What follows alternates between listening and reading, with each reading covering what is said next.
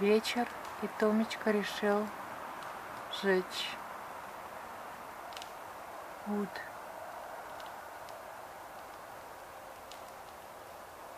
Поджег костер и работает ночью. Сказал, что завтра уже может быть дождь. Или снег, не дай бог.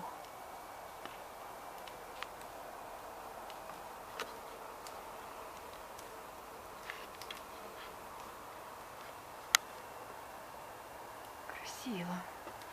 Пламя такое большое.